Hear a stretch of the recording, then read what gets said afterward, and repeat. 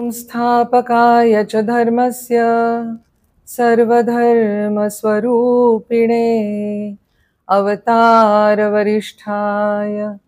रामकृष्णाय ते नमः।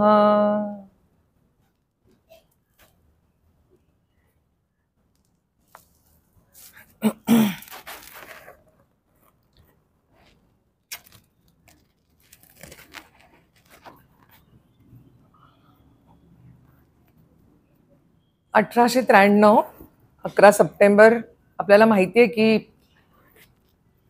संपूर्ण जगाने एक आश्चर्यकारक अशी गोष्ट बघितली। ते हिंदू संन्यासी जे दिवसभर तयार नव्हते बोलायला, त्यांना शेवटी पाठवलं गेलं की आता तुम्ही जा, शेवटी एखादाच वक्ता राहिलाय, आणि ते उभे राहिले। सकाळपासून प्रत्येक वक्त्याच्या हातामध्ये पेपरचे अगदी नोट्स तयार केलेले गठ्ठेच्या गठ्ठे होते आणि ह्यांच्या हातात काहीच नव्हतं। खूप घाबरले होते आणि ते स्वतः म्हणतात की घामाच्या धारा वाहत होत्या आणि जीभ कोरडी पडलेली, पण त्यांनी सरस्वती मातेचं स्मरण केलं, आपल्या गुरूंचं स्मरण केलं आणि मग ते त्यांचे प्रसिद्ध शब्द बोलले, sisters and brothers of America, आणि 7,000 लोक उठून टाळ्यांचा कडकडाट करत राहिले। आपण आत्ता ठरवलं तरी एका वेळेला आपण उभं राहून ते करू शकणार नाही, हो की नाही? पण तेव्हा जसं काहीतरी त्या प्रत्येक व्यक्तीच्या हृदयामध्ये ते सिस्टर्स अँड ब्रदर्स हे शब्द जणू काही भिडले होते। म्हणजे प्रत्येक व्यक्तीला वाटलं हा माझा भाऊ आहे आणि आमच्या आत्म्याचं काहीतरी काय आहे, नातं आहे, हे पोचवणं त्या शब्दामध्ये किती ताकद असेल, हो की नाही? म्हणजे आजचा आपला विषय आहे स्वामी विवेकानंद, मूर्तिमंत सामर्थ्य। ते पोचवू शकले ती भावना की तुम्ही माझे बंधू आणि भगिनी आहात, असं एरवी होतं का आपल्याला?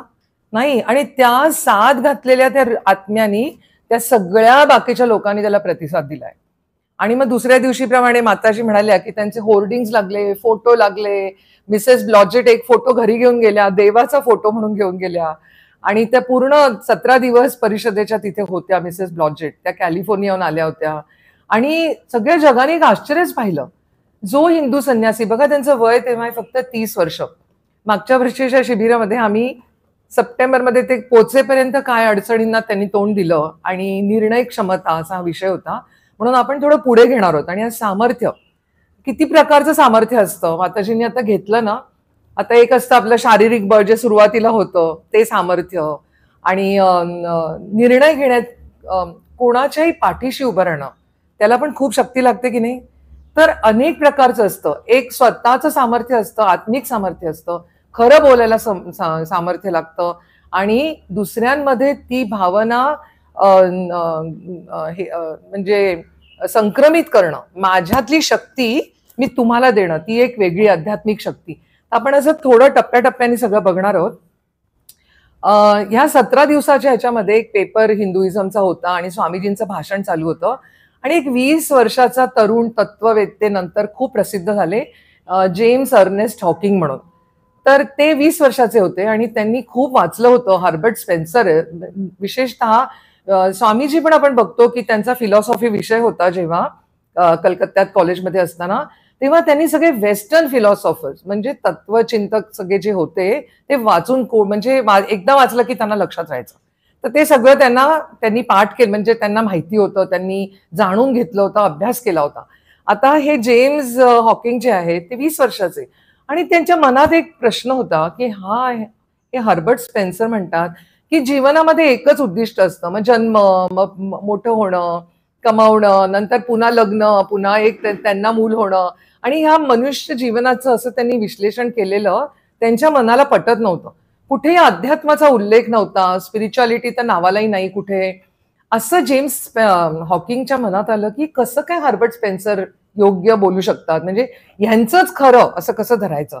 या दोलायमान स्थितीमध्ये मनाच्या ते म्हणतात ना, आता त्यांनी काय लिहिलंय ना ते मी तुम्हाला सांगते। ते म्हणतात, दॅट डे आय थॉट, मी विचार केला की आज एक ना आपण त्या सर्वधर्म परिषदेच्या एका व्याख्यानाला जाऊया। It happen to be time of Vivekananda. मी गेलो आणि तो तास कोणाचा होता? स्वामी विवेकानंदांचा। मी जाऊन आत बसलो। ते आधी काय बोलले आणि नंतर काय बोलले काहीच आता मी महत्वाचं सांगत नाहीये तुम्हाला, मला काटा यायला लागतो की मी काय बोलणार आहे त्याच्याकरता. तर ते म्हणतात की जेम्स हॉकिंग म्हणतात की मी आज जाऊन बसलो आणि सगळे लोक असे त्यांना ऐकत होते स्तब्धपणे, कारण काहीतरी नवीन. आणि माताजींनी ज्या श्लोकावरती आता समाप्ती केली आणि सुरुवात पण त्यांनी तिकडनंच केलेली की शृण्वन्तु विश्वे, आज मेडिटेशन मध्ये पण आपण हा श्लोक ऐकला की तुम्ही ऐका सगळ्यांनी, काय आहात तुम्ही? हा, अमृतस्य पुत्र आहात. You are the children of immortal bliss. अमृताचे पुत्र आहोत आपण सगळेजण. ठीक आहे, म्हणजे आपल्यामध्ये देवत्व आहे. आणि स्वामीजी ते जेम्स हॉकिंग म्हणतात की त्यांनी म्हटलं लोकांना, तू सगळ्या बघा ख्रिश्चन धर्माचा पाया असा आहे, म्हणजे सगळ्या वेस्टर्न कंट्रीज ज्या आहेत त्या एकाच विचारावरती पूर्ण आयुष्य जगतात, आय एम अ सिनर. म्हणजे आमचा जन्म कशातनं झालेला आहे? पापातनं झालेला आहे. ऍडम आणि ईव्हच्या ज्या पाप केलं त्याच्यातनं आमचा जन्म झाला आणि आम्ही जन्मापासून पापी आहोत. मग त्या पापातनं मुक्त होण्यासाठी मग जे काय केलं जातं त्यांच्याकडनं, ते इतकं ठाम बसलेलं आहे त्यांच्या मनामध्ये की आय एम सिनर. आणि ते एकदम म्हणतात की त्यांनी तो श्लोक म्हटला आणि ते म्हणतात टू सिनर, तुम्हाला पापी म्हणणं हेच मुख्य पाप आहे. जेव्हा ते असं बोलले ना, to call you sinner is itself a sin, असं म्हटल्याबरोबर ते जेम्स हॉकिंग म्हणतात इतकी शांतता पसरली त्यांच्या सगळ्या जे काय 5-7 हजार लोक बसले होते त्यांच्या आत्म्यावर. एक शॉक होता, तो आघात होता. हे काय ऐकतोय आम्ही? म्हणजे हे चांगलं आहे पण आम्ही कधीच ऐकलं नाही. आम्ही कायम ऐकलं आम्ही पापी आहोत, आम्ही पापी आहोत, आम्ही पापी आहोत. आणि आज कोणतरी आम्हाला सांगते छे, तुम्ही तर इमॉर्टल ब्लिस, अमृताचे पुत्र आहात. कारण तुमच्या आपण जेव्हा अमृताचे पुत्र होतो तेव्हा आपल्यात काय येतं? देवत्व असतं. आपल्या प्रत्येकामध्ये जर देवत्व आहे तर पापी कसे असणार आपण? बरोबर ना? सो त्यांना वाटलं अरे आम्ही डिव्हिनिटीचे मुलं, आमच्यामध्ये देवत्व आहे, हे काय आम्ही ऐकतोय? आणि ते म्हणतात की त्यानंतर काय झालं, त्याच्या आधी काय झालं. स्वामीजींनी काय काय खूप सांगितलं हिंदू धर्माविषयी, पण ते म्हणतात त्या क्षणी मला जे एनलाइटनमेंट झालं, माझ्या आतमध्ये जे काही अनुभूती झाली ती मी कधीही विसरलो नाही. मला नवीन दृष्टी प्राप्त झाली. हर्बर्ट स्पेन्सरच्या त्या फिलॉसॉफीमधनं, तत्वचिंतनातनं मी मुक्त झालो आणि लोकांकडे बघण्याची, मनुष्य जन्माकडे बघण्याची माझी दृष्टी पूर्णपणे बदलून गेली. तर ह्याच्या आधी हे सांगण्याचं, हे बोलण्याचं आणि नुसतं शब्दातनं ती आत्मिक साथ घालण्याचं सामर्थ्य, किंवा तुम्ही अमृताचे पुत्र ते कन्व्हिक्शननी सांगण्याचं, लोकांना पटलं ते. हे कुठून आलं? ह्याच्या मागे काहीतरी असेल ना.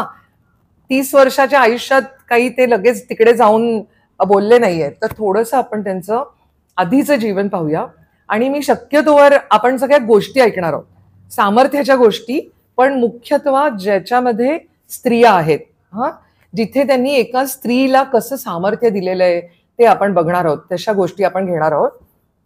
तर थोडंसं मागे जाऊया. साधारण 1881च्या दरम्यान एफ आर्ट फर्स्ट आर्ट्स म्हणायचे तेव्हा कलकत्त्यामध्ये, असे ते एका कॉलेजमध्ये होते, प्रेसिडेन्सी कॉलेजमध्ये. आणि मलेरिया झाला, खूप ॲब्सेंटी झाली, म्हणून त्या कॉलेजनी सांगितलं तुम्हाला काही आम्ही आता परीक्षेला बसू देऊ शकत नाही. मग general assembly of Scottish convents असं एक, नंतर त्याचं स्कॉटिश चर्च कॉलेज असं नाव झालं. तर त्या लोकांच्या कॉलेजमध्ये मात्र त्यांना प्रवेश मिळाला आणि चला तुम्ही परीक्षेला पण बसू शकता. ठीक आहे. त्या दरम्यान ते ना परीक्षेच्या आधी 1 महिना साधारण अभ्यास करायचे, खूप अभ्यास करायचे. जे कारण तोपर्यंत लायब्ररीमध्ये असलेली इतर पुस्तकं ते सगळी वाचून काढायचे आणि एकदा वाचलं की त्यांना पाठवायचं. त्यांना फोटोग्राफिक मेमरी होती स्वामीजींची. परत ते पुस्तक त्यांना कधीही वाचायला लागलं नाही. तर अशा वेळेला ते त्यांच्या अभ्यासाची पुस्तकं शेवटच्या महिन्यात, मग कारण उद्देश काही नव्हता, मेरिटमध्ये यायचं नव्हतं, मेडल मिळवायचं नव्हतं, खूप मार्क्स मिळवायचे नव्हते, असं होतं. त्यामुळे 1 महिना 15 दिवस आधी ते अभ्यास करायचे. असो, त्यांच्या एका क्लासमध्ये इंग्लिशचा वर्ग होता, प्रोफेसर आले नव्हते, म्हणून त्यांचे प्रिन्सिपल जे होते विल्यम हेस्टी, ते वर्ग घ्यायला गेले आणि त्यांनी कविता घेतली. एक्सकर्शन नावाची विल्यम वर्ड्सवर्थच्या या कवीची कविता घेतली. त्याच्यात एक शब्द आला ट्रान्स. ट्रान्स कळलं तुम्हाला? काय तू ध्यानात गेलीस का, ट्रान्समध्ये गेली का, असं आपण सहज वापरतो. पण त्यावेळेला वर्गातल्या मुलांना हा शब्द काही कळला नाही. काय आहे म्हणजे ते म्हणाले की तो कवी निसर्गाशी इतका एकरूप झाला की तो ट्रान्समध्ये गेला. आपण पण कुठल्या गोष्टीशी एकरूप झालो की आपण त्या वेगळ्या विश्वात जातो, हो की नाही? आपण 10 हक्का कोणी मारल्या तरी ऐकू येत नाही. मग ते म्हणाले, बरं मी तुम्हाला एक उदाहरण देतो. हे कोण सांगतंय? एक प्रोफेसर सांगतायत वर्गामध्ये मुलांना, आणि त्याच्यात नरेंद्र एक आहे, आणि ते म्हणतायत की अशी एकच व्यक्ती आजपर्यंत मी बघितली ज्याला असं कॉन्सन्ट्रेशन आहे, आणि जर तुम्ही शुद्ध असाल तरच तुमचं कॉन्सन्ट्रेशन होतं, आणि ती व्यक्ती म्हणजे रामकृष्ण परमहंस दक्षिणेश्वर इथल्या काली मंदिराचे पुजारी. हे कोणी भारतीय नाही सांगत आहे, हे त्यांना परदेशी एक प्रोफेसर आहेत ते सांगतायत. नरेंद्रनी ते नाव ऐकलं आणि मग त्यांनी एवढं काही लक्ष दिलं नाही, लगेच काही उठून गेले नाही दक्षिणेश्वरला. कारण मन कशाने व्यापलेलं होतं? देव आहे की नाही. देव असेल तर कोण मला सांगेल देव आहे, आणि जर असेल तर मला कोणी दाखवू शकतं का?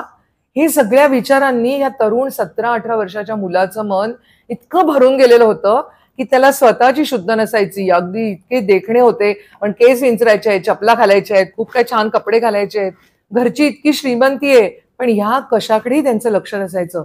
परमेश्वराचं अस्तित्व आहे की नाही, या सगळ्या ह्याच्यामध्ये एक दिवस त्यांची भेट त्यांच्या शेजारच्याच घरात रामकृष्ण परमहंस आले होते, आणि भेट झालीये.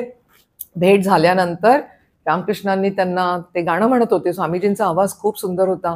त्यांनी 2 भजनं म्हटली आणि रामकृष्णांच्या डोळ्यातनं अश्रू वाहत होते.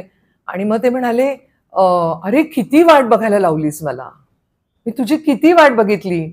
नरेंद्रला वाटलं काय वेडे वगैरे आहेत की काय, हे काय असे बोलतायत मला, किती वाट बघितली आणि मी तुझी वाट पाहतोय असं. मग ते असे शंकेने बघायला लागले. मग ते म्हणाले मला भेटायला ये एकदा, हा, असं सांगितलं. आणि मग नंतर नरेंद्र म्हणतात की मी बघितलं सगळ्यांशी तर नीट बोलतायत, माझ्याशीच असे का बोलले बरं. असो, तर हे सगळं थोडंसं जाणून घेणं आवश्यक आहे, कारण ही शक्ती आली कुठून. या दरम्यान एक घटना घडली आहे, गुरूंना भेटण्याच्या आधीच झालेली आहे. मी सांगितलं की, आणि त्याच दरम्यान त्यांच्या घरामध्ये प्रॉपर्टीवरनं काही वाद झाले आणि त्यांना त्यांच्या आईला वगैरे सगळ्यांना घरातनं बाहेर पडून दुसरीकडे भाड्याच्या घरात राहायला लागलं. त्या दरम्यान आजीच्या घरी जाऊन, आईची आई, ती एकट्या राहायच्या, तिथे जाऊन अभ्यास करायच्या, वरच्या खोलीत जायचं, अभ्यास करायचा, रात्रभर थोडं कॉफी प्यायची, पायाला एक दोरा बांधायचा, कॉटला बांधायचं, आणि झोप आली की तो खेचला गेला की उठून अभ्यास करायचा. आणि अगदीच झोप आली नाही किंवा काय, अभ्यास करून खूप वेळ झाला तर गाणं म्हणायचं स्वतःच. असं त्यांचं रात्रीचं रुटीन होतं. आणि त्याच वेळेला त्या बाजूच्या घरामध्ये क्रॉस एक तरुण विधवा, मी केव्हाची गोष्ट सांगते ना, 1880, बंगाली कुठल्याही विधवेचं आयुष्य कसं होतं तेव्हा, तरुण विधवा स्त्री राहत होती. रोज ती तिकडनं त्यांना बघायची, रोज ती त्यांचं गाणं ऐकायची. आणि एक दिवस असं झालं, तिला पण कळलं नाही, ते गात होते आणि ती कधी तिच्या घरातनं उतरून ह्या घराचा जिना चढून वर दारातील उभी राहिली, तिला काही कळलं नाही. हा, अचानक सावली आली डोळ्यासमोर, म्हणजे अंधार थोडंसं डिम झाला, उजेड, म्हणून त्यांनी असं वर करून बघितलं, तर एक स्त्री. तुम्हाला आश्चर्य वाटेल, एक स्त्री म्हणून स्वामीजींना कधी दिसलीच नाही. म्हणजे त्यांच्या बहिणी, आई सोडलं तर एक स्त्री समोर आली आहे आणि त्या स्त्रीचं काहीतरी त्यांच्या डोक्यामध्ये काहीतरी नोंद झाली आहे, असं कधीही आपण बघत नाही पूर्ण आयुष्यात. जरी अनेक स्त्रिया त्यांना भेटल्या तरी त्या प्रत्येकाला त्यांनी मदर, त्याची सुरुवात बघा, त्या स्त्रीला त्यांनी बघितलं कोणीतरी उभं आहे आणि त्यांनी साष्टांग लोटांगण घातले आणि ते तिला म्हणाले, आई कोण आहेस तू, कोण आहेस तू, काय हवंय तुला, मा मा मा करायला लागले ते. आणि त्यांनी जेव्हा डोकं वर केलं तेव्हा तिथे कोणीच नव्हतं. इथे काही सामर्थ्याची आहे का तुम्हाला वाटतं? तुम्हाला मिळतंय त्याच्यात काही सामर्थ्य आहे? हे वेगळं सामर्थ्य आहे बघा. एखाद्या मोहात पाडणाऱ्या गोष्टीला नाही म्हणायला खूप सामर्थ्य लागतं का? हा, आपल्या सगळ्यांच्या जीवनात असे प्रसंग येणार आहेत, मोहाचे प्रसंग अनेक बाजूंनी येतील. आता मी एक आमच्या कार्यकर्त्यांशी बोलत होते, त्या म्हणाल्या, मी म्हटलं किती वेळा लोक देतात MPSC UPSC, तरी पण देत राहतात परीक्षा वगैरे. त्या म्हणाल्या नाही, आपलं एम असेल ना, आपलं जर गोल असेल, नाही मला व्हायचंच आहे काहीतरी, तर मग हो 4 वेळा नापास झाले तरी म्हणाले आमच्या शेजारची एक मुलगी आता डेप्युटी कलेक्टर झाली. म्हणजे उद्देश काय किंवा आयुष्याचं काय गोल होतं तेच व्हायचं होतं. त्याला पण सामर्थ्य लागतं नाही म्हणायला आणि ते परसू करायला, बरोबर ना? तर अनेक वेळा असं झालेलं आहे. मोहाच्या प्रसंगामध्ये नरेंद्रनाथांना चे हे सामर्थ्य दिसण्यात आलंय. एक आधी त्यांच्या गुरूंना भेटण्याच्या आधी एक गोष्ट सांगते कॉलेजची, मग आपण कॉलेजच्या जीवनात येणार नाही आहोत. कॉलेजमध्ये ते खूप पॉप्युलर, म्हणजे इतके लाडके सगळ्या मुलांचे, सगळ्या मित्रांचे. कारण नरेंद्रचा आवाज ऐकणं ही त्यांच्याकरता एक पर्वणी असायची, मेजवानी असायची. मग काहीतरी एक टॉपिक, एक विषय द्यायचा ज्याच्यावर वाद घालायला सुरुवात करायची आणि मग नरेंद्र हिरहिरीने वाद घालायला लागले की सगळेजण गप्प व्हायचे आणि तो मधुर आवाज कानात साठवून घ्यायचे, हृदयात साठवून घ्यायचे आणि खूप म्हणजे विनोद करणं, लोकांना मित्रांना हसवणं, कुठे कुठे घेऊन जाणं, अनेक गोष्टींमध्ये सगळ्यात लिडरशिप पुढे. अशा वेळेला त्यांच्या त्या कॉलेजमध्ये ह्या प्रेसिडेन्सी नाही जनरल असेंब्ली कॉलेजमध्ये एक नियम होता की गरीब विद्यार्थ्यांना फी मध्ये सूट दिली जायची. ठीक आहे. तर एक त्याचे जे इन्चार्ज होते, क्लर्क होते, त्यांचं नाव होतं राजकुमार. आणि त्यांचा एक मित्र होता हरिनाथ चट्टोपाध्याय म्हणून. त्याच्याकडे त्या दरम्यान काहीतरी घरात इतकी समस्या झाली की 2 पैसे, एक परीक्षेच्या फॉर्मचे पैसे आणि एक तुमच्या टर्मचे पैसे, असे 2 फीस भरायला लागत होत्या. त्या मुलाकडे पैसे नव्हते. तर नरेंद्र म्हणाला ठीक आहे ठीक आहे, तू काळजी करू नको हरिनाथ, मी करतो तुझं सगळं व्यवस्था. आणि जेव्हा सगळी मुलं त्या क्लार्कच्या समोर जमली तर नरेंद्र समोर गेला आणि म्हणाला अहो याच्याकडे ना सध्या पैसे नाहीयेत फी भरायला, तर तुम्ही ह्याला त्या माफीच्या लिस्टमध्ये त्याचं नाव हे करा. तर ते म्हणाल, तो राजकुमार म्हणाला नरेंद्र तू ना तुझं फक्त बघ, म्हणजे असं घाण्याला जोडलेला बैल असतो ना, तो कसा फिरत राहतो, तो एका दिशेने, तू फक्त तुझं बघ त्या बैलासारखं, तू दुसऱ्यांच्या ह्याच्यात लक्ष देऊ नको आणि मी काय ह्याची फी वगैरे माफ करणार नाही, असं एकदम गुरमिनी म्हणाले. तो मित्र खूप निराश झाला आणि सगळी मुलं म्हणायला लागली असं काय हे बोलणं. नरेंद्रनाथ म्हणाले तू काळजी करू नको, मी बघतो काहीतरी. संध्याकाळ झाली, रात्र झाली, थोडी 7-8 दिवे, तेव्हा काही एवढी इलेक्ट्रिसिटी नव्हती. तर नरेंद्रनाथ घरी नाही गेले बरं का.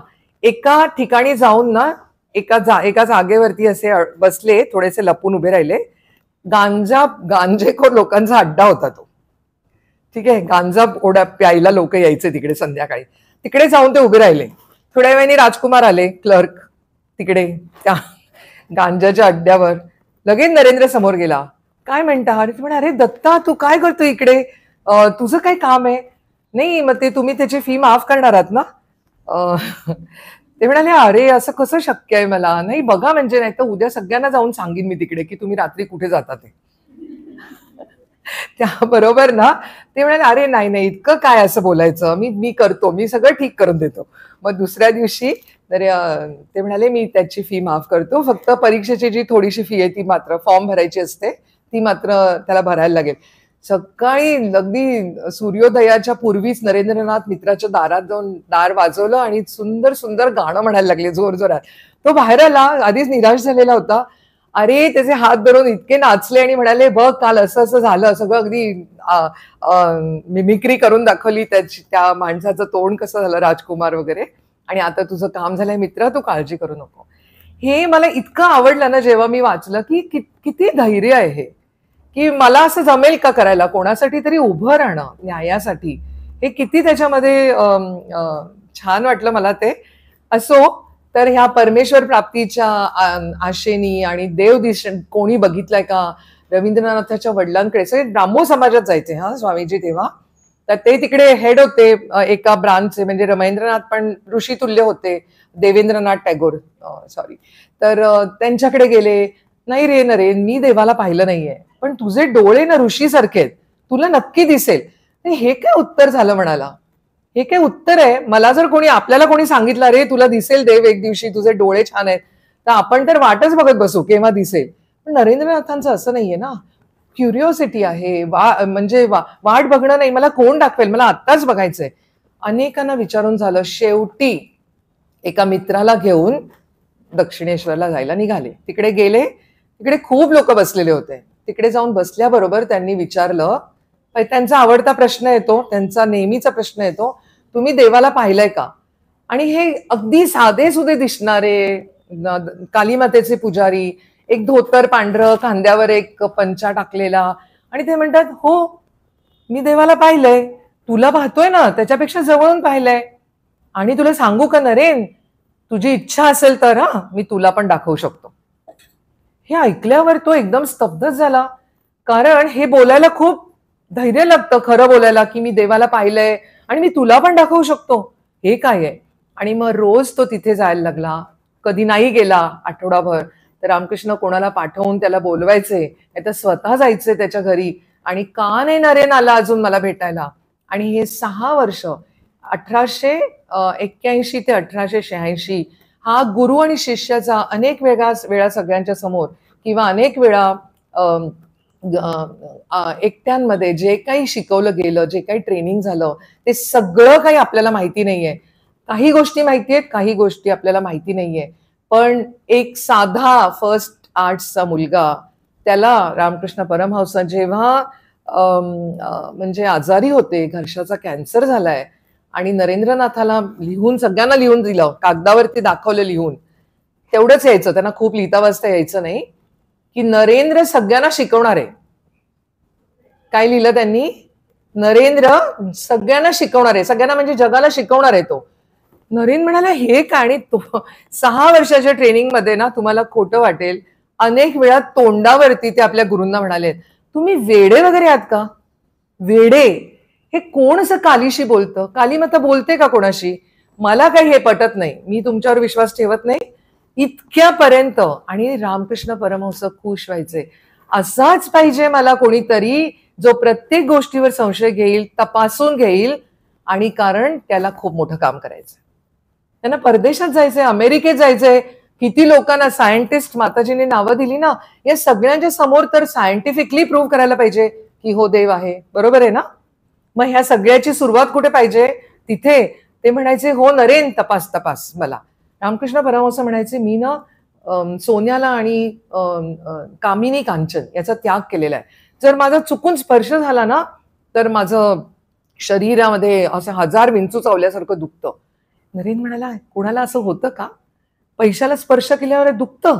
हे काय खरं नाही. एक दिवस ते कुठे गेलेले होते कलकत्त्यामध्ये, त्यांनी त्यांच्या गादीखाली एक चांदीचं नाणं लपवलं. आणि रामकृष्ण आले, आणि ज्या क्षणी ते बसले आणि त्यांचा हात त्या नाण्याच्या जागेवर पडला, तो हात आणि ती बाजू पूर्ण लुळी पडली, आणि इतकं दुखलं त्यांना की खरोखर अनेक विंचूड असतात. आणि बघितलं कोणी केलं हे कोणी ठेवलं. त्यांनी पाहिलं, नरेंद्र शांतपणे तिकडनं निघून गेलाय. बघितलं गुरूंना बोलतात ते खरंच करतात की नाही? आपण करतो का असं?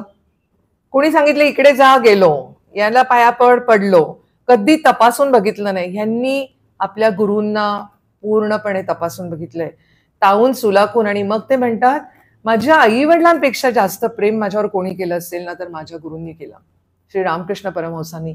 इतकं की रामकृष्ण सांगायचे की तुमच्या माझ्यामध्ये एकच आत्मा आहे. आणि ते आज आपण ऐकलंय बरंच, त्याच्यातलंच ते सांगायचे की वेदांत सांगताना ते म्हणाले की सगळ्यामध्ये ईश्वर आहे. ऐकतायत नरेंद्रनाथ, सगळ्यात ईश्वर आहे. हसायला यायला लागलं त्यांना, काय बोलताय ते वेड्यासारखे, असं काय ईश्वर असतो का? मग ते म्हणाले, काय म्हणता, या तांब्या याच्यामध्ये ईश्वर आहे? रामकृष्ण म्हणाले, हो आहे. या टेबलमध्ये आहे? हो आहे. सगळ्यांमध्ये ईश्वर आहे. जोर जोरात नरेंद्रनाथ हसायला लागले, असं कसं शक्य आहे, सगळ्यांमध्ये ईश्वर आहे.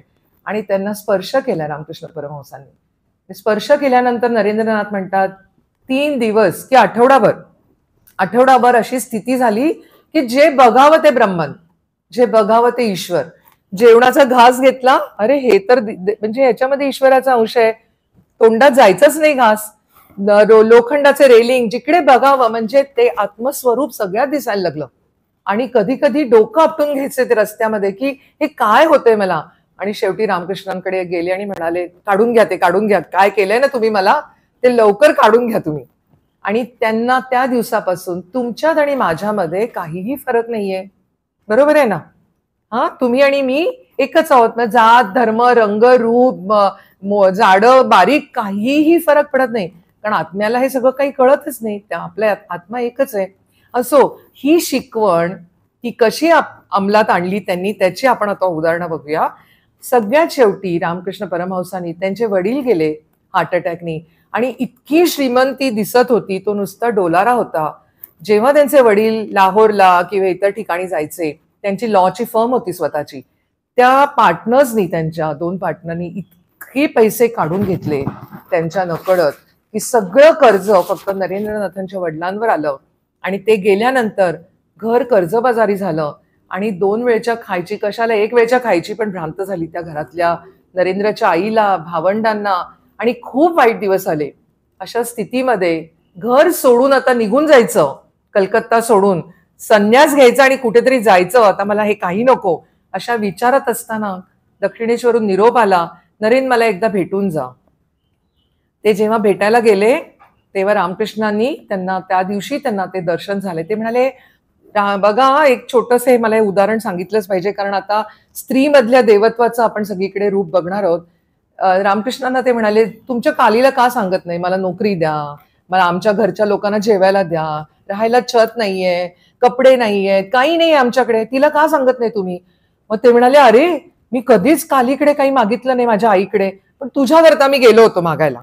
ती काय म्हणाली, मला तुमच्या त्या नरेंद्रचा माझ्यावर विश्वास नाहीये, मी त्याला कशाला देऊ? तिचं पण बरोबर आहे, म्हणाले, तू जाऊन माग, ती नक्की तुला देईल. स्वामीजींनी सांगितलंय म्हणून आपल्याला विश्वास ठेवायचाच आहे.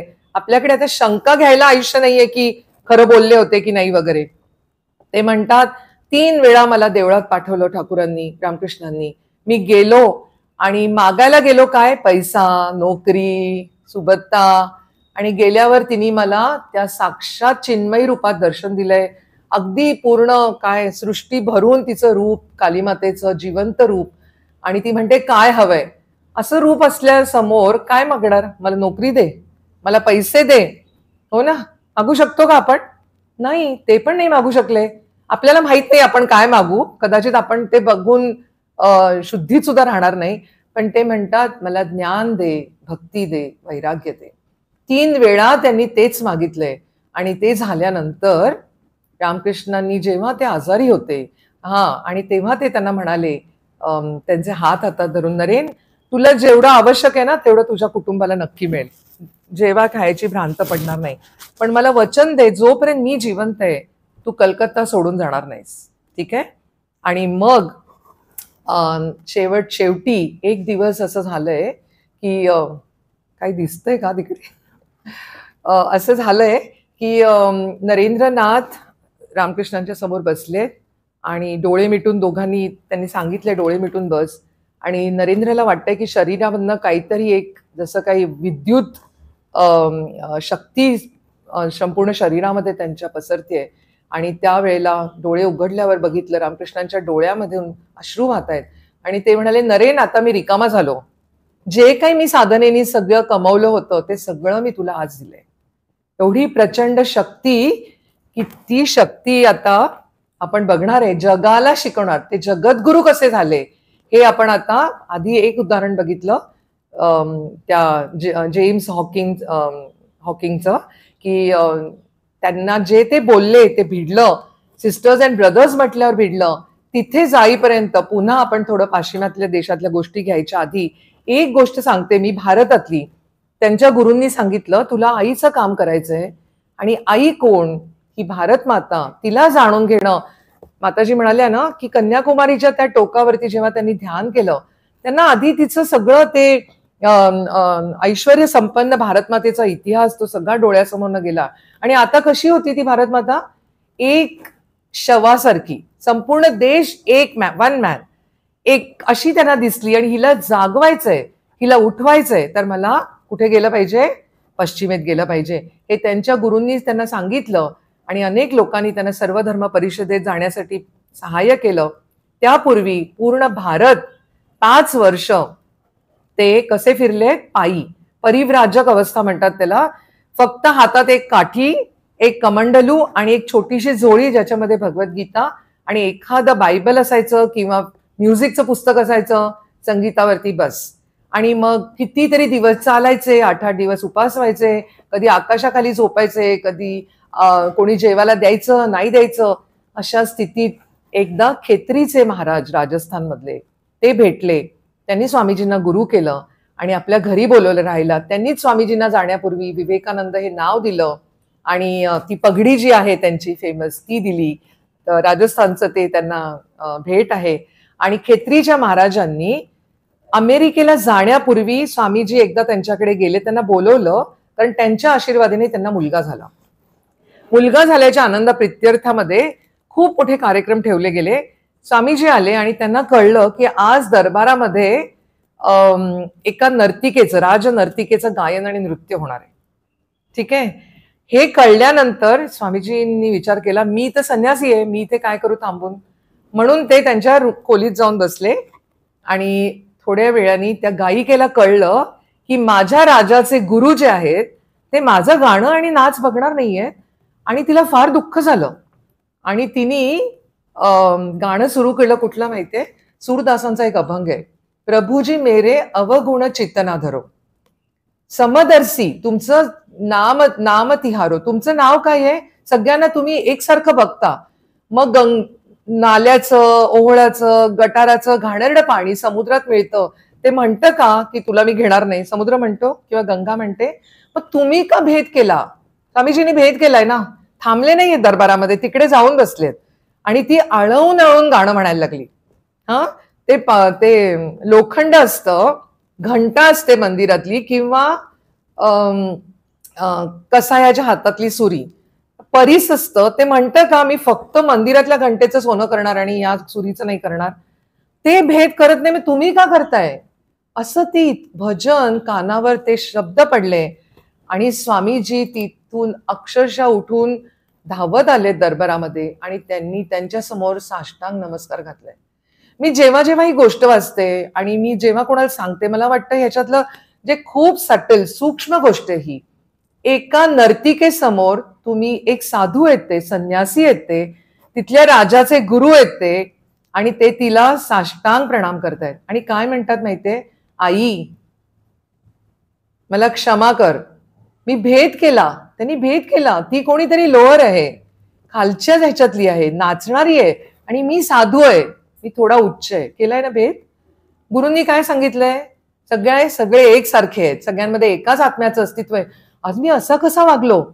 आणि त्यांनी आई म्हटल्यावर त्या नर्तिकेचं आयुष्य बदललं. बघा, ती नर्तिका आहे, तिला लोक कुठल्या नजरेने बघतायत नाच करताना, गाणं म्हणताना, तुम्ही विचार करू शकता सगळ्याजणी. त्या स्त्रीला आई म्हटलं आणि परिसाचा स्पर्श झाला, तिचं सोनं झालं. तिने राजाला सांगितलं, त्या दिवसापासून तिने ते काम सोडलं. ती साध्वी झाली आणि वृंदावनला जाऊन अनाथ मुलांची सेवा केली. तिने आयुष्य बदललं. स्पर्श तरी केलाय का? नुसतं शब्दानी मदर, बस आई, एवढ्या शब्दांनी त्या स्त्रीचं आयुष्य बदललंय. मैनाबाई नाव होतं तिचं. आहे ना, हे स्वतःतलं सामर्थ्य, हे दुसऱ्याला जगण्याचं सामर्थ्य देणं आहे. किती त्या स्त्रीनी कुठलं पुण्य केलं असेल. असं ना, त्यांच्या गुरूंच्या आयुष्यात मला अगदी मोह आवरत नाही म्हणून सांगते. त्यांचे जे गुरु होते त्यांना एकदा ते आपल्या पत्नीमध्ये पण कालीमातेचं रूप बघायचं. सगळ्या स्त्रिया त्यांच्याकरता आई. मग त्यांचे एक ते दक्षिणेश्वरचे मॅनेजर होते, मथुर बाबू म्हणून, ते म्हणाले काहीतरी केलं पाहिजे, असं कसं सगळ्यांना आई म्हणतात, परीक्षा घेतली पाहिजे. आणि त्यांना घेऊन ते अशा स्त्रियांकडे गेले आणि त्यांना सांगितलं, यांना ना थोडं लुबवायचंय या परमहंसांना. आणि त्या स्त्रिया काय काय विभ्रम करायला लागल्या आणि रामकृष्ण परमहंस असे बसले आहेत आणि ते म्हणतात, आई कुठल्या कुठल्या रूपात येतेस ग तू? त्या स्त्रीला म्हणतात, आई तू कुठल्या कुठल्या रूपात येतेस? कारण डोळ्यामध्ये फक्त कालीमाताच दिसते त्यांना. आणि त्या पण स्त्रियांचं आयुष्य बदललंय. असं अनेक गोष्टी आहेत. हे थोडंसं तुम्हाला मधाचं बोट चाटवण्यासारखं आहे. बाकी तुम्ही पुस्तक घेऊन वाचायचंय. म्हणून हे थोड्या गोष्टी आज स्वामीजींच्या सामर्थ्य, कसं स्वतःचं सामर्थ्य होतं. आणि आणखी त्या प्रवासातलं एक मला गोष्ट खूप सांगावीशी वाटते. मी खरं लहान मुलांना सांगते नेहमी शाळेत वगैरे, पण मी तुम्हाला पण सांगते, कारण आज त्यांनी ते ब्रिटिशांची गोष्ट सांगितली ना. भीती हा शब्द त्यांच्या कोशातच नव्हता.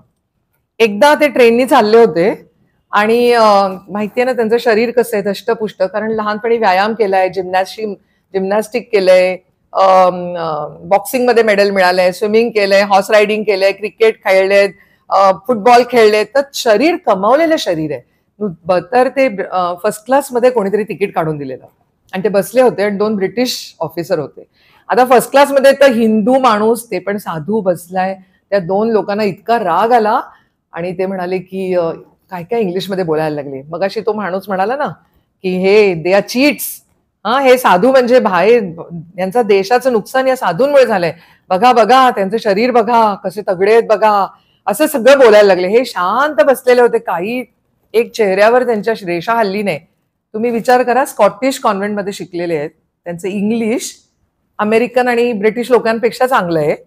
हा, आणि ते काहीही दाखवत नाहीत की मला कळतंय. आपण बसू असे, आपल्याला कोणतरी अक्षरशः शिव्या घालतंय समोर आणि वाटेल ते बोलतंय, ते काही बोलले नाहीत. आणि एक स्टेशन आलं, ते स्टेशन मास्तर हे भारतीय, ते आले, साधू बघितल्याबरोबर त्यांनी विचारलं की नमस्कार केला आणि ते म्हणाले, स्वामीजी म्हणाले, may I have a glass of water please. असं इंग्रजीत बोलल्याबरोबर ह्या 2 लोकांना वाटलं हे काय झालं, आपण आतापर्यंत काय काय नावं ठेवली, यांना सगळं कळत होतं. ट्रेन सुरू झाली. हा, मला खूप आवडते ही गोष्ट. काय झालं असेल? मग स्वामीजींना ते म्हणाले, काय हो तुम्हाला एवढं सगळं कळत होतं, आम्ही इतकी नावं ठेवली, इतके बोललो तुम्हाला, तुम्ही काहीच का नाही सांगितलं आम्हाला की तुम्हाला इंग्रजी येतं? स्वामीजी म्हणाले, आय डोंट बॉदर अबाउट फूल्स. मी मूर्खांकडे लक्ष देत नसतो. तर किती राग आलाय बघा, ब्रिटिशांचं राज्य आहे. हा, हे बोलायला किती हिंमत लागते. तुम्ही वाचला असेल इतिहास, तुम्हाला कळेल. आणि ते दोघं ब्रिटिश, दोघं आहेत आणि हे एकटे आहेत, साधू आहेत, दोघं उठले त्यांना मारायला. आणि स्वामीजींनी काय केलं माहितीये, मला खूप आवडतं हे, त्यांनी त्यांच्या फक्त त्या कफनीचे हात असे केले, ते कमावलेले बॉक्सिंग केलेले हात, ही मनगट बघूनच ते दोघं खाली बसले. है की नाही? हे सामर्थ्य, असं सामर्थ्य आपल्यामध्ये खरं बोलताना जे योग्य आहे तिथे आपल्यामध्ये दिसलं पाहिजे. असो, परत येऊया अमेरिकेमध्ये, सर्वधर्म परिषदेमध्ये येऊया. आणि त्यांचे फोटो लागले आणि तुम्हाला गंमत वाटेल, जे माताजींनी सांगितलं ना, सायन्स काँग्रेस, 2 हॉल होते. दुसऱ्या हॉलमध्ये सायंटिफिक लेक्चर्स होते. लोक कमी झाले ना की स्वामीजींना बोलवलं जायचं या हॉलमधून त्या हॉलमध्ये. 5 मिनिटं जरी त्यांनी अनाऊन्स केला ना, आता विवेकानंद येणार आहे, की तिकडची गर्दी 4,000, 5,000, 7,000. हा, आणि ते जे वक्त्यांकरता हॉल असतो बसायला, वेटिंग रूम सारखं असतं, जर लोकांना कळलं की ते तिकडे बसलेत तर त्या हॉलच्या, त्या रूमच्या बाहेर 4,000 लोक नुसतं त्यांना बघायला. ते इकडून तिकडे गेले तरी टाळ्यांचा कडकडाट, ते रस्त्यातनं गेले तरी तिकडे गर्दीच्या गर्दी. अमेरिकेत तशी पण गर्दी कमी असते ना आता. मग 4-5 हजार लोक कसे जमा होत असतील? त्यांना माहितीये की आज ते इकडे चर्चमध्ये संध्याकाळी त्यांचं व्याख्यान आहे. पूर्ण रस्त्यावरती लोक, का? To get just a glimpse, एक त्यांचं एकदा त्यांना मला बघायला मिळावं. हे काय होतं, आपण जातो ना तिरुपतीला, देवळामध्ये, चला चला चला पुढे पुढे, का एकदाच डोळे बंद करेपर्यंत पुढे असतो ना आपण. पण काय ती एक ग्लान्स, एक निमिष मात्र ते दिसलं ना, त्याला आपण काय म्हणतो? दर्शन म्हणतो ना. तर एक प्रिन्स, रशियन एक प्रतिनिधी होते, वाल्कोन्स्की त्यांचं नाव होतं. त्यांनी खूप वर्षांनी एक लिहिलं, खूप इंटरेस्टिंग लिहिलं त्यांनी. ते म्हणाले, सगळ्या महिला त्यांच्या दिशेनी जात होत्या आणि लोक 4-4 हजार, 5-5 हजार. त्यांना ते म्हणाले की त्यांना हे कळत नव्हतं त्या लोकांना की तेव्हा दर्शन हा शब्द अमेरिकेतल्या लोकांना माहिती नव्हता, म्हणून ते एकदा तरी दिसावेत म्हणून लोक तिकडे गर्दी करायचे. बरोबर आहे ना? तर ते देवत्व जे आहे त्यांच्यामधलं, ते देवत्व त्यांना जाणवायचं की हे कोणीतरी वेगळे आहेत, ही समबडी डिवाइन. त्यांना बघितलं की मला शांत वाटतं. माझे अनेक गोष्टी माझ्यामध्ये असतील, जे काही रेस्टलेसनेस असेल, जे काही मनामध्ये जी खळबळ असेल, अचानक शांत व्हायचं. कारण ती शक्ती प्रदान करण्याची शक्ती स्वामीजींमध्ये होती. लक्षात येतंय तुम्हाला? They did not know that they वर रशिंग टू हॅव हिज दर्शन, पण ते त्याकरताच जात होते, एकदा तरी दिसावेत ते आम्हाला. आणि मग त्या म्हणतात मिसेस ब्लॉजेट, ते देव आहेत म्हणून त्यांचा फोटो घेऊन जातात. हा, तर आता इकडनं अमेरिकेतनं ह्याच्यातनं ते परत आले भारतात. दुसऱ्यांदा जेव्हा गेले तेव्हा 2-3 गोष्टी फार महत्वाच्या मी तुम्हाला आता सांगते. नाही, एकदा या सुमारासच शिकागोमध्ये असताना एक गोष्ट झाली आहे, ती मी आधी घेते आत्ता, आणि मग आपण त्यांच्या सेकंड व्हिजिटकडे जाऊया. एक ऑपेरा सिंगर होत्या, मॅडम, त्यांना एम्मा काल्वे त्यांचं नाव. तुम्ही सगळं गुगल करून बघू शकता, त्यांची चरित्र उपलब्ध आहेत, फक्त आपल्याला माहिती नाहीये. तर आपण आता इकडे जे आहे ना, आपण सगळे म्हणजे आता हे शेअर करतोय, पण तितकाच आनंद आपण पण घेतोय त्या गोष्टीमधनं. या एम्मा काल्वे इतक्या प्रसिद्ध होत्या, इतक्या सुंदर होत्या, इतकं सुंदर गाणं म्हणायच्या की त्यांचा ऑपेरा हाऊसफुल जायचा. ऑपेरा माहितीये तुम्हाला ऐकून? तर तो ऑपेरा हाऊसफुल जायचा. शिकागोमध्ये त्यांचा कार्यक्रम होता. त्यांना एक मुलगी होती. कोणीही त्यांना कधी विचारलं नाही ही कोणाची मुलगी आहे. त्यांनी कधी सांगितलं नाही ही कोणाची मुलगी आहे. त्यांचं लग्न झालेलं नव्हतं, पण त्यांना एक मुलगी होती 17-18 वर्षाची. त्या दिवशी ती आपल्या मैत्रिणीला भेटायला जाते म्हणून गेली, आणि कार्मेन नावाच्या एका नाटकाचं, म्हणजे त्या ऑपेराचं नाव होतं कार्मेन, आणि हाऊसफुल तिकीट सगळी, पुढचे शोज, तो शो. आणि त्या म्हणाल्या आज मला काहीतरी वेगळं वाटत होतं, छान वाटत होतं आणि अस्वस्थही वाटत होतं. पहिला अंक झाला, 3 अंक होते. पहिल्या अंकात गेल्या, इतकं सुंदर गायल्या की सगळे लोक उभे राहिले आणि म्हणाले म्हणजे त्यांना आत गेल्यावर सगळे मॅनेजर, त्यांचा स्टाफ सगळे म्हणे, आजच्या सारखा तुमचा आवाज इतका सुंदर कधीच लागला नाही, आज तुम्ही खूपच सुंदर काम केलं, अभिनय केलात. मग त्या म्हणाल्या मला थोडं ना अस्वस्थ वाटत होतं. मग दुसरा अंक झाला. दुसऱ्या अंकाला पण त्या आत गेल्या, अगदी गळून गेल्या. म्हणाल्या तुम्ही कृपा करून लोकांना सांगा आजचा पुढचा अंक रद्द करा, माझी तब्येत ठीक नाहीये. मग ते मॅनेजर म्हणाले मॅडम कसं करायचं, इतके लोक परत जाणार, यांना पैसे द्यावे लागतील, शक्य नाहीये. आपण समजू शकतो हे सगळं. तर ते म्हणाले की नाही, एक अंक आता राहिलाय. त्या म्हणाल्या मी 3रा अंक केला, आणि 3ऱ्या अंकानंतर त्या आत गेल्या आणि त्यांनी बघितलं त्यांचे मॅनेजर, त्यांचे सगळे स्टाफ, सगळे लोक अगदी दुःखी कष्टी चेहऱ्याने उभे आहेत, आणि त्यांच्या अगदी हृदयात चर्र झालं, काय झालं असेल. आणि त्या 2 अंक जे अस्वस्थता होती, काहीतरी होणं, काहीतरी वाटतंय, विचित्र वाटतंय. त्यांची मुलगी ज्या मैत्रिणीला भेटायला गेली होती त्या घरात आग लागली, आणि त्यांची ती मुलगी तिथेच जळून त्या रागेमध्ये ती गेली. ती किती सुंदर आहे, तिच्याकडे किती पैसे आहेत, किती गळा छान आहे, हे सगळं महत्वाचं आहे का आता? एक आई राहिलीये ना फक्त, आणि तिला किती दुःख झालंय की आपली मुलगी गेलीये. तिला काय वाटतंय, जीव द्यावा. ती त्यावेळी एका मैत्रिणीच्या घरी, एका नवऱ्या बायको तिच्या ओळखीचे आहेत त्यांच्याकडे ती राहतेय, आणि रोज तिला वाटतंय की जीव द्यावा. आणि ते लेक मिशिगन आहे की शिकागोमध्ये, तिकडे जाते ती, रोज विचार करते आता मी कारण सगळं अंधार आहे, आता काही कशा जगायचं इच्छा संपलीये, या पैशाला वगैरे काही अर्थ राहिलेला नाहीये. आणि मग तिची मैत्रीण म्हणते अगं तिकडे ना ते एक हिंदू योगी आहेत आलेले, त्यांना जाऊन का भेटत नाहीस तू? म्हणजे छेछे, हिंदू योगी काय करायचंय मला भेटून त्यांना, ही नाही जाणार. असा एक आठवडा गेला. रोज ती ठरवते मी जीव देणार आहे आणि तिकडे जाते. एक दिवस ती लेक मिशिगनच्या दिशेने जाताना अचानक तिची पावलं वळली, आणि तिने बघितलं की ज्या घराचं नाव सांगितलेलं त्या मैत्रिणींनी, त्या घरासमोर ती उभी आहे. तिने बेल वाजवली, आणि बटलर असतात माहितीये ना अमेरिकन त्या लोकांकडे, त्यांचं बटलरनी दार उघडलं आणि तिला बसवलं बाहेर एका खुर्चीवर. आणि मग त्यांनी सांगितलं की ते ध्यानात बसलेत, पण तुम्ही आता आत जाऊ शकता. थोड्या वेळाने ती आत गेली. स्वामीजी असे, त्यांची तुम्ही बघितली असेल हा फोटो, असा हात ठेवलेत आणि डोळे बंद आहेत, शिवासारखे दिसतात एकदम त्याच्यामध्ये, शंकरासारखे ध्यानामध्ये. आणि त्यांनी डोळे उघडले नाही, आणि ते म्हणाले कम माय चाइल्ड. त्या मोठ्याच असतील त्यांच्याहून. ते म्हणतात ये मुली बस, come my child take a seat.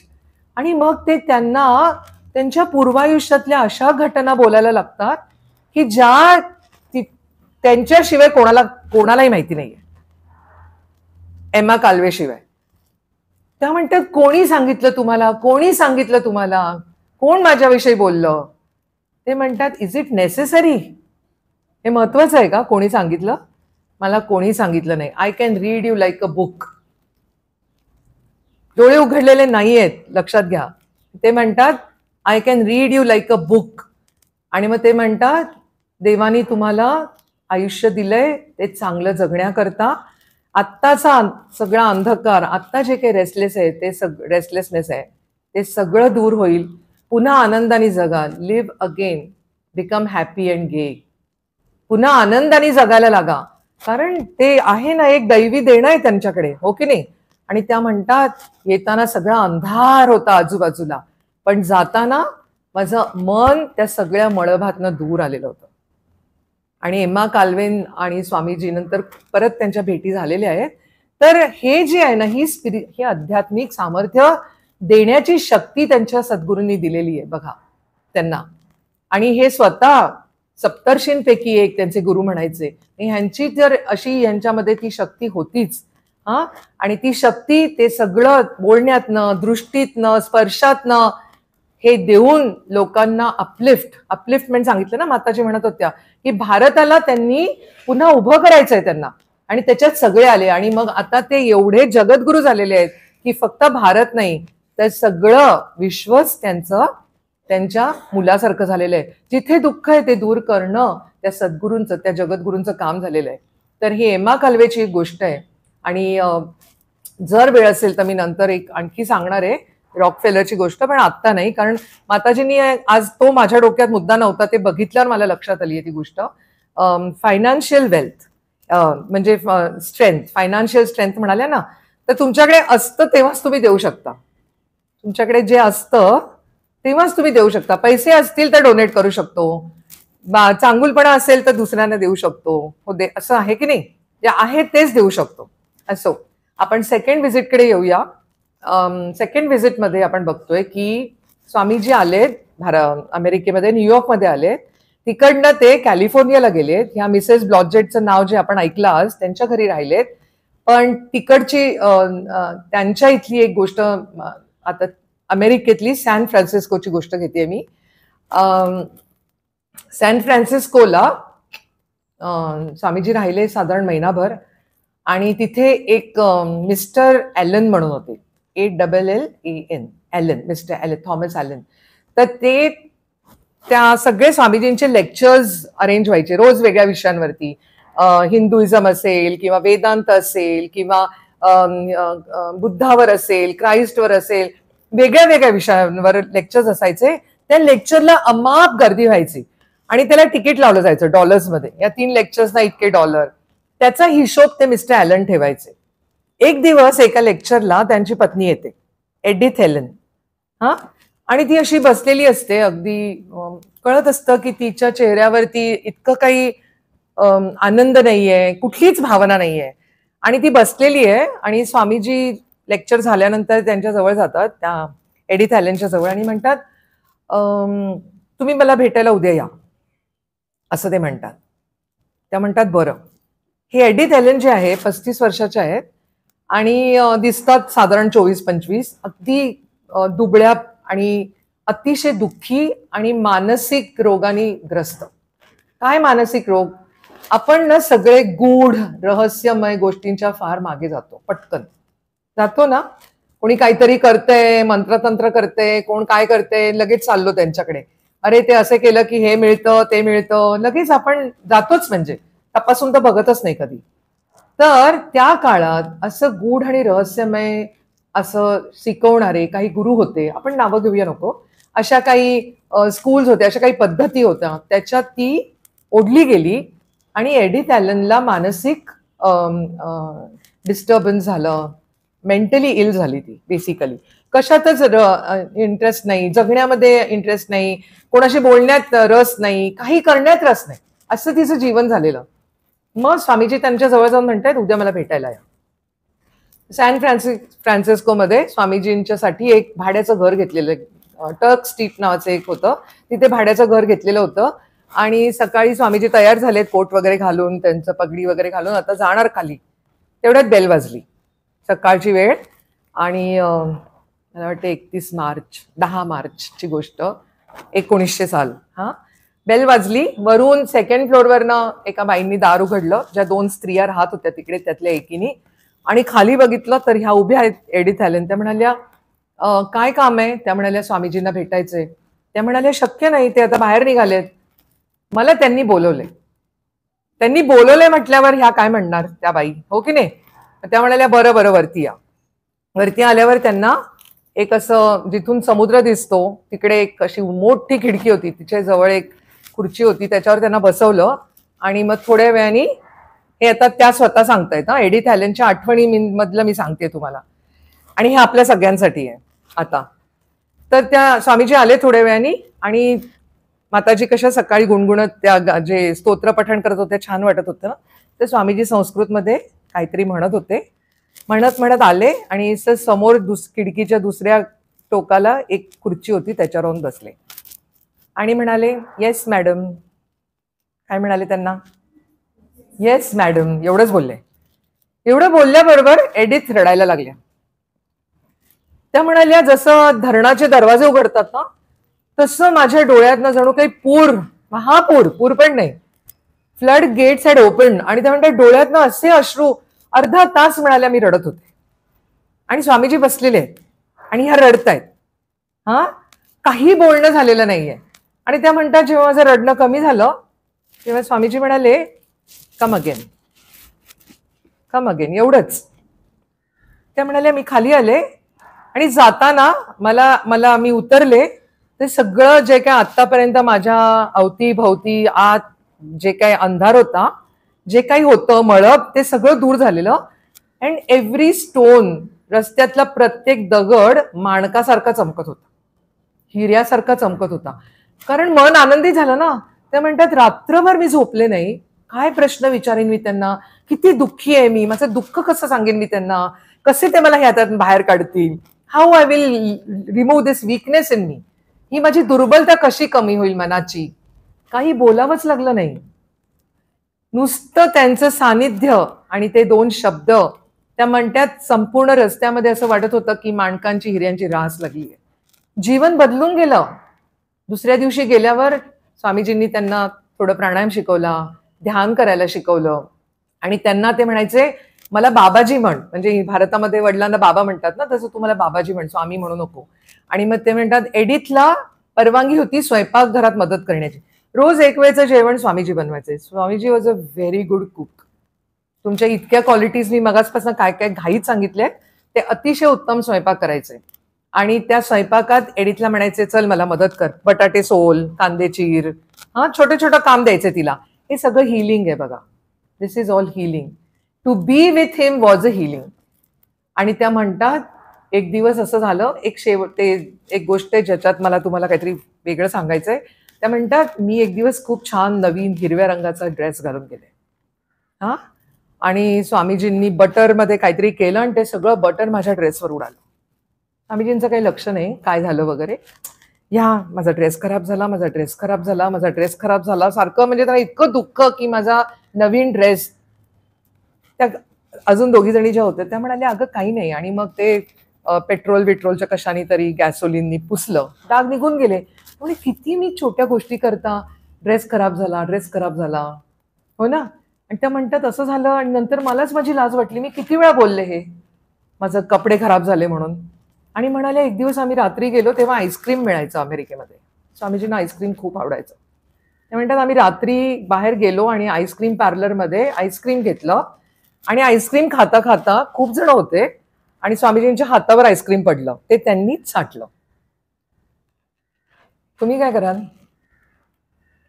Ice cream पडलं हातावर तर काय करू आपण? चाटू ना आपण, हो की नाही? भारतातले आहोत ना आपण. हो. स्वामीजींनी ते चाटलं तर त्या म्हणाल्या अहो तुम्ही काय करताय? त्या एडिथ हॅलेन म्हणाल्या तुम्ही काय करताय स्वामीजी, म्हणजे मॅनर्स मध्ये बसत नाहीये ना. मगचं उत्तर, हा, आज प्रत्येकाने बघायचं हे सगळं आपल्या करताय, मी पण आहे त्याच्यामध्ये. स्वामीजी म्हणतात यू ऑल अमेरिकन, सगळे तुम्ही लोक, you all look at all small outside, learn to look inside. हे छोट्या गोष्टी, ह्याचं काय झालं, त्याचं काय झालं, हे नीट आहे की नाही, ते नीट आहे की नाही, हा, त्या आईस्क्रीम पडलंय ते खाल्लं तर हे बरोबर नाही हे सांगतायत त्या कोणाला?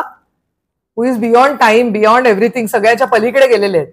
ते म्हणतात तुम्ही सगळे ह्याच्यात अडकलाय, छोट्या छोट्या बाह्य गोष्टींमध्ये. तुम्ही सगळे काय करा आता, काय करायचं आपण सगळ्यांनी? लक्षात राहील पुढच्या वेळेला मी काय म्हटलं. अरे रे हे असं झालं तसं झालं नाही.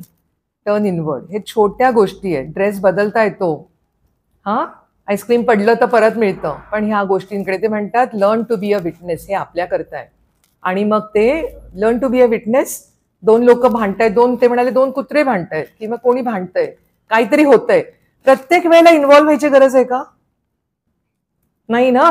थोडं तटस्थ राहा, विटनेस व्हा, स्वतःकडे पण विटनेस होऊन बघा, आणि मग एक दिवस ते सांगतात. गीतेच्या 18व्या अध्यायातला 61वा श्लोक, आणि स्वामीजी म्हणतात त्या श्लोकात असं म्हटलंय, मी ठरवलं होतं मी तो आता वाचीन इथे, मला पाठ नाहीये, पण ते म्हणतात, तुम्ही जाऊन बघा हा 61st श्लोक. ते म्हणतात त्या ह्याच्यात लिहिलेलं आहे, भगवान श्रीकृष्णाने काय सांगितलं, आपल्या प्रत्येकाच्या हृदयामध्ये, माताजींनी आज सकाळपासून घेतलं, आपल्या हृदयामध्ये ते देवत्व आहे ना, ईश्वराने वास केलेला आहे, आणि त्यांनी ना आपल्याला एका व्हीलवर बसवलंय, पुन्हा पुन्हा ते व्हील, ते चक्र फिरतं कुंभारासारखं, आणि आपण पुन्हा पुन्हा जन्म घेतो, पुन्हा ते व्हील चालत राहतो.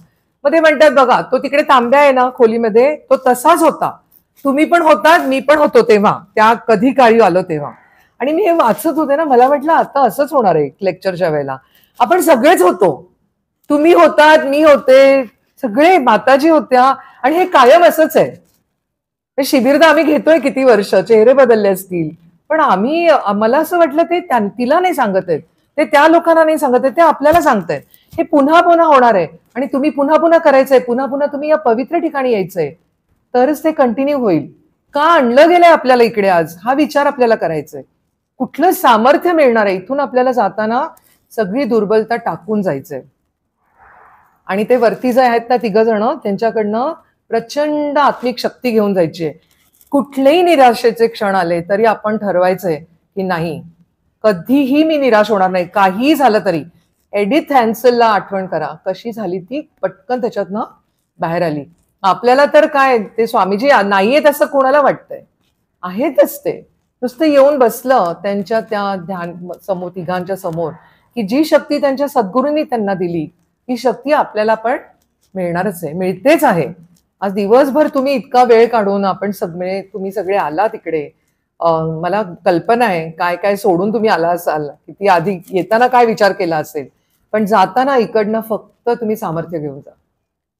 हा, आणि वेळ आहे का? नाहीये?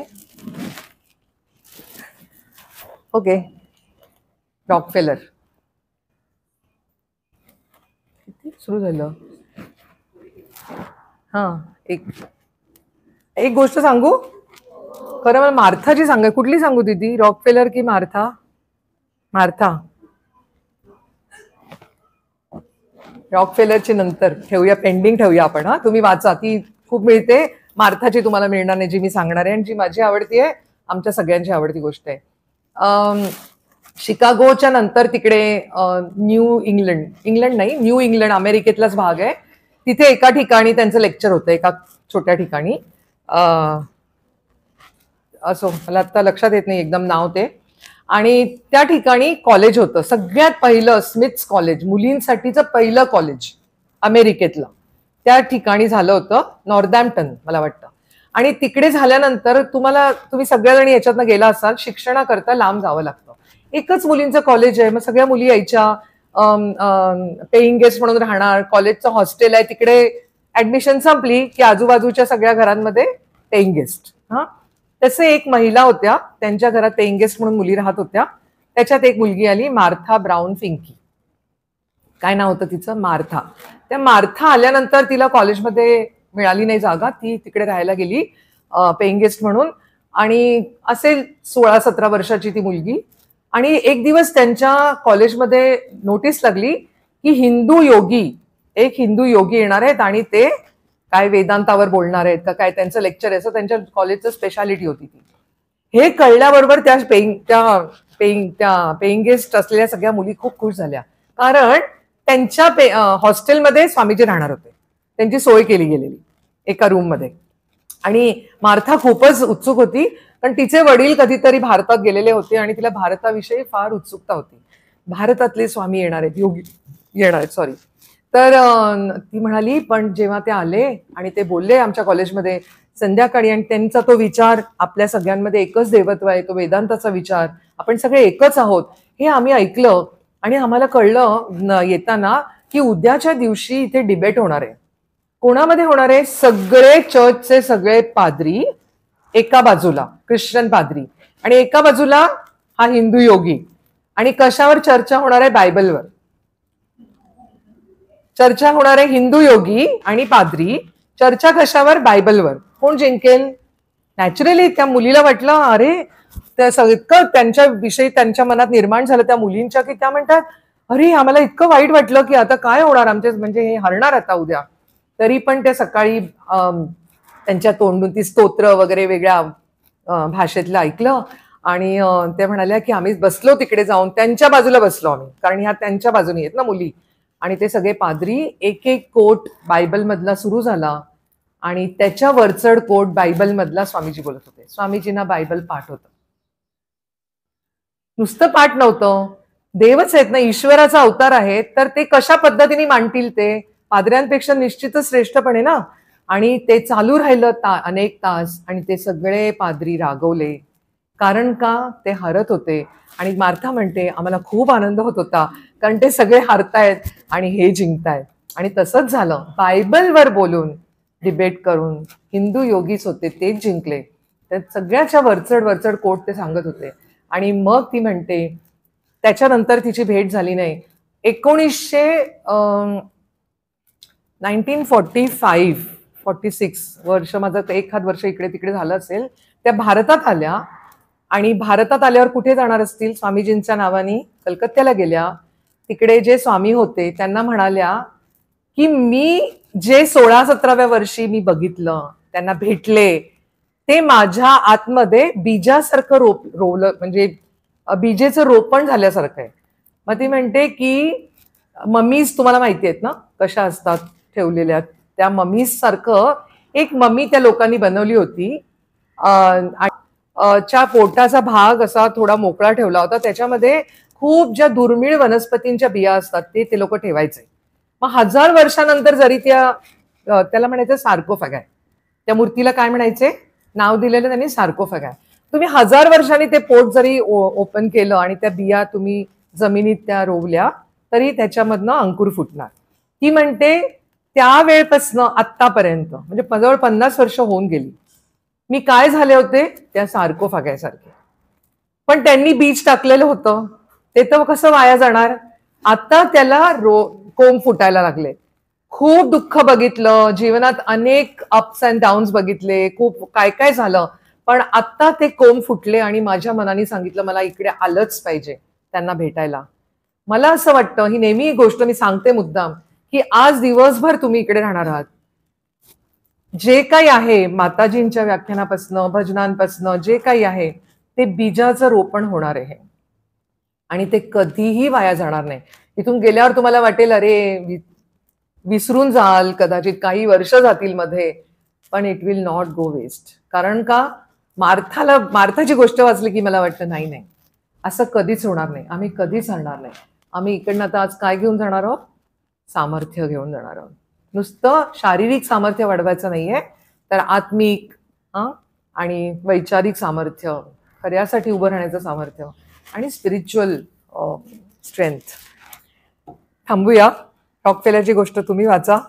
मी श्री रामकृष्ण परमहंस, मा शारदा देवी आणि स्वामी विवेकानंद यांना प्रार्थना करते की आपल्या सगळ्यांवर त्यांची कृपा असू दे आणि आमची सगळी दुर्बलता नष्ट होऊ दे आणि सामर्थ्याचं बीजारोपण आमच्या सगळ्यांमध्ये होऊ दे. धन्यवाद.